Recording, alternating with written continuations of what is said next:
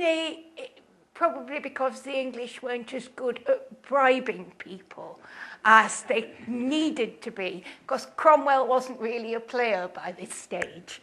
I think they were a bit naive about what they needed to do. And so, yes, you've got in Wolsey a great European figure, and I sort of fell in love with him in a way. Once he began to speak, I was entranced, and I felt that all I had to do was write it down, and I couldn't get him off the page. I was going to sweep him out of the book in about 50 pages. But then I began to realise what an enormous force he was, not just in England, but in Cromwell's life, and that I had to play out Wolsey's story for full value if we were to understand where Cromwell came from and what drove him. Because you depict Cromwell's bleak and grim upbringing in Putney and then around Europe, and then he's learning from Wolsey. He learns almost everything from Wolsey. His philosophy is you just put your shirt on Wolsey. And two of the main players at this time, called the Duke of Norfolk. A wonderful portrait you have of the Duke of Norfolk, which sometimes makes me think of the Duke of Edinburgh. You have he says to Cromwell at one stage, "Cromwell, you don't talk to women, do you?" I mean, what would be the topic? How much fun did you have with Norfolk?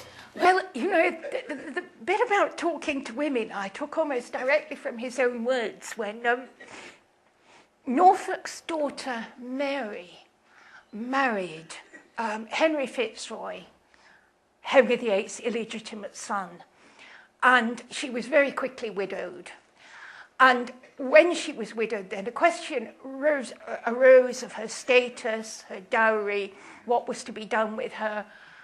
And Norfolk says in a letter, "She's a very good wit. I never commoned, that is, talked with her before in my life." You know, this is his daughter now around 20, and they've never had a conversation.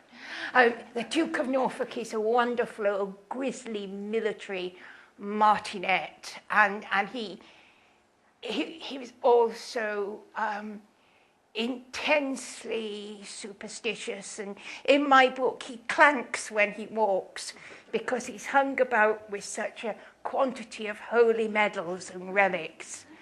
But, you know, having said that,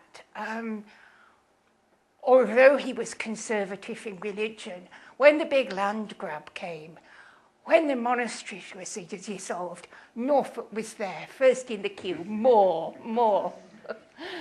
So you've got all these characters and all these events happening, and you use the present tense as you've mentioned. Did you find it easy to keep it all the balls juggling? Did you run away with yourself?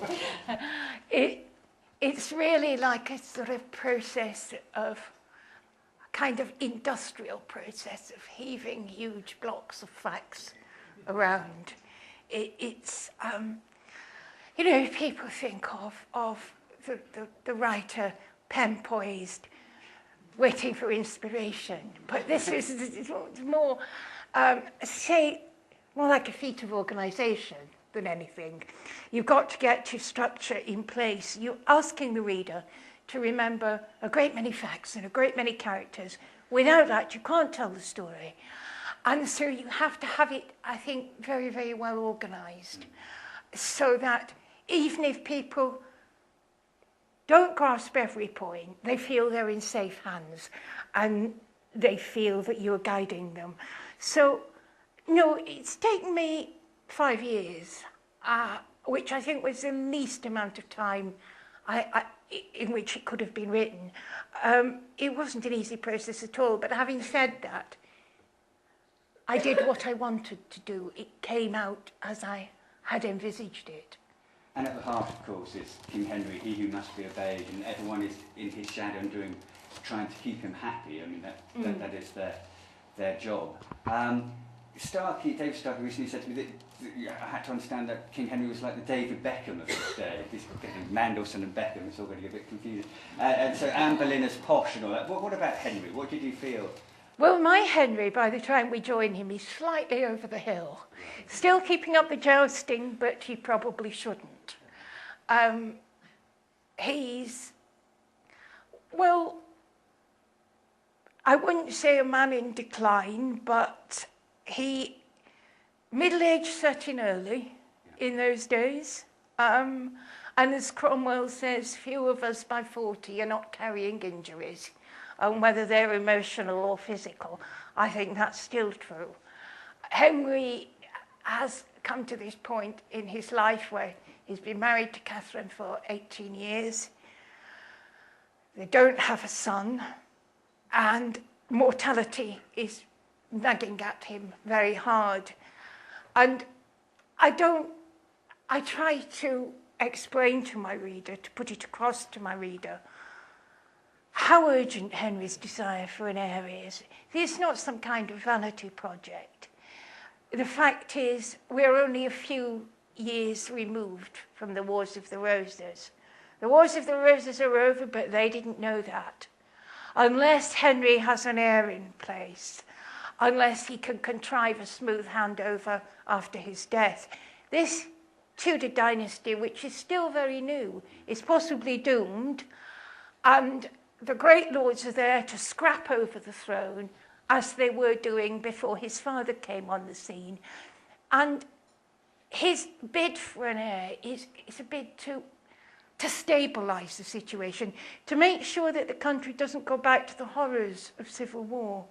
I think we probably, for some reason, we regard the Wars of the Roses as rather quaint, and rather aristocratic and removed from the ordinary people, but they were not. They slaughtered thousands and thousands of people. There were extremely cruel battles, economic dislocation, and the whole thing ran on for years. And so no one in England wanted a return to civil war.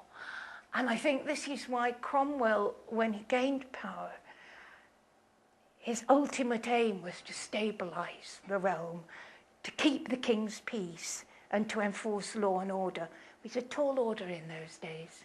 Absolutely. And at the core of the book, of course, is the conflict between Thomas More and Cromwell. And you've sort of turned on its head Robert Bolt's A Man for All Seasons, which some of us might colour what we thought of Tudor times. Can you talk a bit about that?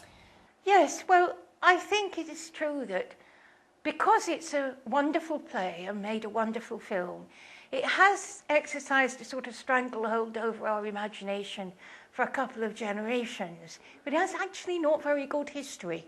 I, of course, in a novel can do far more than Robert Bolt could do with a couple of hours on the stage. But his picture of Thomas More as a 1960s liberal with inherently